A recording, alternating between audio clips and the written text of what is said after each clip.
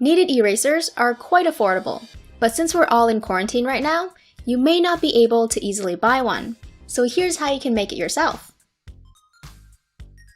You can make a kneaded eraser out of pretty much any solid eraser, even the one on the end of a pencil. Just rub the eraser on a piece of paper to create crumbs, and then knead the crumbs together into a putty. Make sure you knead the putty very well, until it becomes one single piece that can be molded into different shapes. But the results will be varied because some erasers just crumble instead of stick together, no matter how hard you work it. But I'll show you how to fix that. So I tested 10 different erasers, and they can all be turned into kneaded erasers, although some work better than others. This one is immediately usable after just a few seconds of kneading. If you experience that, you're good to go. But if your eraser is crumbly like this one, it'll actually still work. All you have to do is add something sticky to make the crumbs stay together. The best way to do this is to use something like masking tape, painter's tape, or the sticky part of a sticky note. Just rub your eraser along the sticky side until the sticky stuff or adhesive comes off.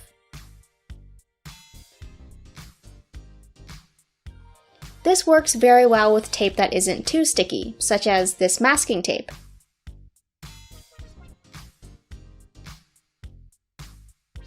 If the putty consistency is way too sticky for your liking, you can always add some dry eraser crumbs until the consistency is just right for you.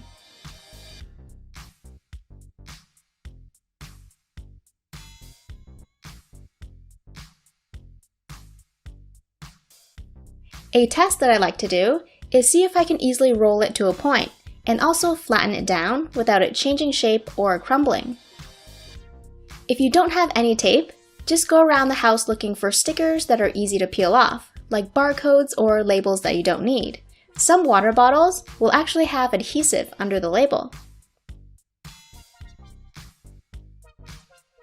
If your crumbs do stick together, but the putty isn't quite soft enough for your preference, or it's a little crumbly, you can either use tape adhesive to make it softer.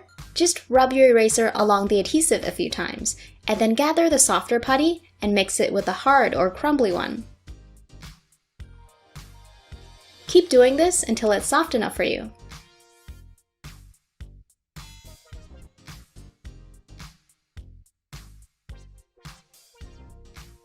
Here's a comparison between a piece of putty before and after adding the adhesive. As you can see, it's a lot softer and more putty-like now. Now, every eraser and adhesive will give you different results, so experiment with your own recipe to come up with something that works for you. The other solution is to try erasing a bunch of pencil scribble marks and then kneading your eraser to incorporate that graphite into it. After a while, this will help the putty become softer, more pliable, and more effective at erasing. It's totally normal for the putty to become gray as it takes on the color of the graphite particles. This is also how you can break in a brand new store-bought kneaded eraser. Keep tweaking your eraser recipe and testing how well it can erase until you're satisfied. I prefer a fairly sticky eraser because it can easily pick up graphite with just the slightest touch.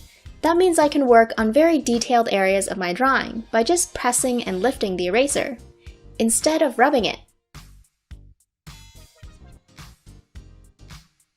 Do keep in mind that some erasers work a lot better than others at picking up graphite, so I'd recommend trying this with a few different types of erasers.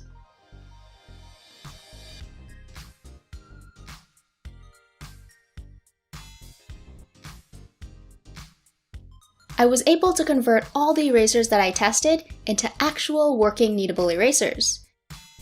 Some worked perfectly right after I kneaded them, others required different amounts of adhesive added to them because they were either not soft enough, not sticky enough, or they were too crumbly to begin with. Even extremely crumbly erasers, like the pink pearl, can be converted into a kneadable eraser.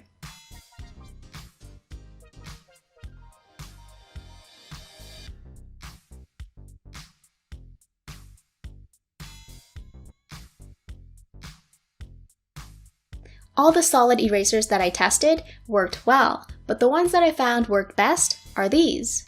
In putty form, they're able to hold their shape when molded and pick up graphite easily using the dabbing technique. Check the description for more detail on my results with each eraser that was tested. Here's an extra tip. The more eraser crumbs you make, the bigger your eraser will be, of course, but it can take hours and a lot of hard work to turn a large eraser like this into a big pile of crumbs. A safe way you can speed up the process is by rubbing your eraser on a more textured surface. Here I'm using the textured plastic grip on my mechanical pencil.